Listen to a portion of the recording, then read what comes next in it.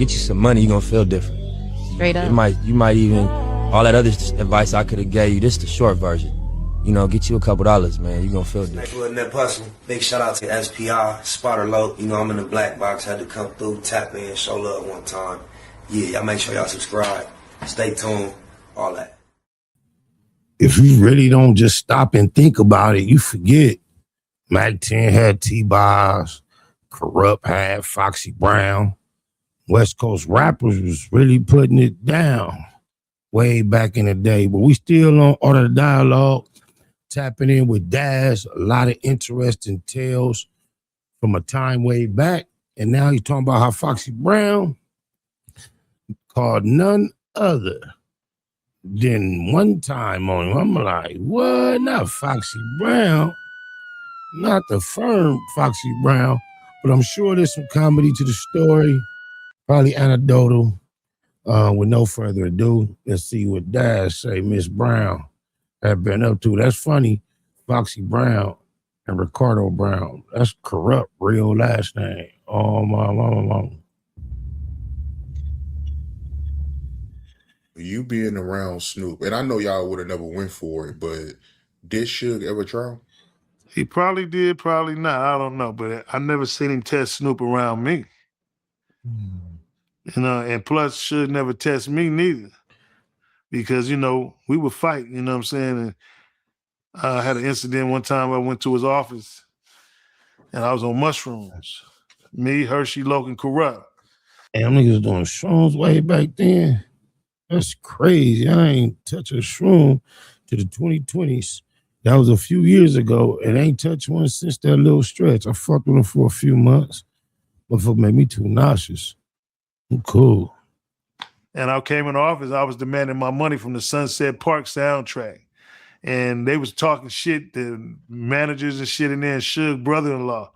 And so I had one of them motherfucking screwdrivers, one of them diesel screwdrivers, you know, them big long ones. And I ran up on his ass like this, and he was like, ah, and as I know Suge come in the office, and the way he looked at me and the way he grabbed me, like, I ain't gonna lie, I ain't never heard so many war stories where nobody got hurt. Cuz got a gazillion of them. Like put his arms around me. I know that clobber, you know, the clobber thing, you know.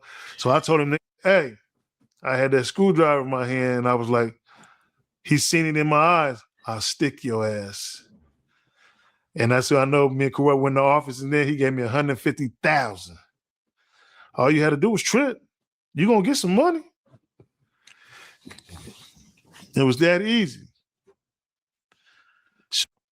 Man, y'all believe that one? I'm not saying I don't, but it's not just one easy to believe. Suge had $700 million. Shit. Corrupt was dating Foxy Brown around that time, right? Foxy, yeah, for him and Foxy Brown was an item, yeah. Yeah, he was in love so much he didn't go on tour with us, but, and he was like, I can't go on tour. I got the hottest bitch in the game.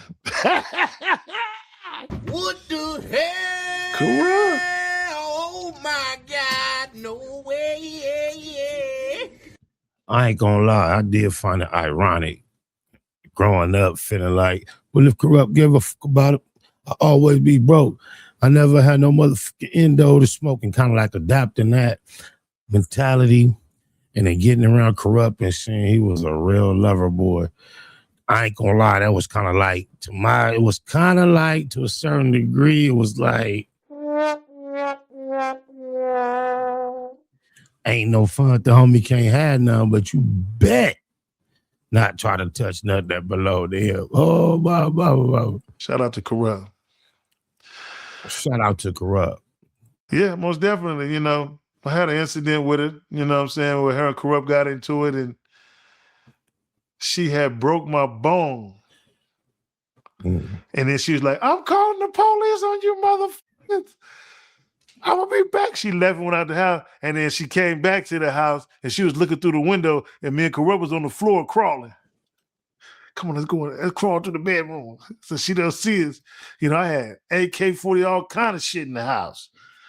We can't let her call the police. She Foxy Brown. Police gonna be over here quick the way she acting a fool. He gonna try to make it sound gangster than a motherfucker. In the house, Foxy Brown, AK-47s crawling like this nigga Dash crazy. I want to ask you about RBX, man. A real good dude. I had him on the platform a while back, but he told me a story about how he almost got in a fight with Suge over some chicken. Some chicken. Yeah, the dude Malik that was in Snoop's case, the bodyguard for Snoop, Malik Lee. Shout out my nigga Malik. ate some I'm gonna just say that the day me and Game met and battled for DMX, rest in peace. Malik was a witness. He was there. He could tell you exactly how it went. Shout out to the gang. Suge's chicken in Chicago. Suge was tripping on him. And then RBX jumped up and said, I ate the chicken. Took up for him. And then Suge tried to pull his little gun out of me and Snoop and them jump up and like, that's our cousin. See, another war story. Guns. We jump up, talking as our cousin. Nobody gets hurt. You know what I'm saying? So that resolved out, you know what I'm saying? But that was that story right there. That was our first tour at the Regal Theater in Chicago with us and the Ghetto Boys. Oh, yeah, I done figured out that rotation. It's not that expensive either. I might be looking to do some of that rotating with the camera. Shout out to the Art of Dialogue for the inspiration. How that camera's panning. We could be doing that right here. I don't know if I would do it for me just going live. I might just to make it a little more interesting, or when I wait till a guest. Like when, we'll see. Was you there when Suge, when he tried to make a Bad Boy affiliate drink you? I was around. Yeah. We pushed him right out the door because I seen him beating him up, and I'm like, they finna do him up. So they was doing him up, and then I grabbed his wallet from somebody else and grabbed him and pushed him out the door. Saved his life. You know what I'm saying? Because they were so busy arguing with each other, we just slipped him right out the door. Same thing I did for Badass. Only thing I did was swing first. One time, barely connected, hit security a lot more flush. He attacked me, not punches, but he grabbed me up, hit me up. I had to shake him out of it. Like, man, that was an accident. And the Pyrus did what they did to Badass, rest in peace. But it got to a point where the homie from Do-Rock Crip had something tucked in Badass belly and was looking at me for approval to go on and get it over with. I saved Badass life. Oh, no, don't do it. Oh, my mama. Do it. Like, get on up out of here, man. Before they kill your motherfucking ass. Hear your wallet and all that shit. Get up out of here. So you saved him, pretty much. Yeah, most definitely. And they was finna have him drinking piss and all kind of shit. Yeah, I heard they was trying to get Puffy address. I mean, it was vicious back then, you know what I'm saying? It's just anybody That nigga Arden heard some shit, boy. do anything for money back then. That's why anybody that used to be on death row, I just watch them and look at them like, I don't trust you, motherfucker. You a yes or no boy. You know what I'm saying? You do anything. Why wasn't you on Machiavelli? Because Machiavelli was made in the little room with the new producers like Daryl Harper and Tyrone. Shout out to them. And Suge and them. It was just everybody was working on different things. When Tupac died, then they just started gathering up anything that had Tupac on it. As you can see, when that album first came out, it wasn't mixed to nothing. They just took whatever was off the DAT and mastered that shit. So, and then they start naming producers. They want to name them. Hurt 'em bad, and we're going to name you Philly Blunt and shit like this. And they already got the name locked down in contracts. I think Suge Knight was a cold piece, boy.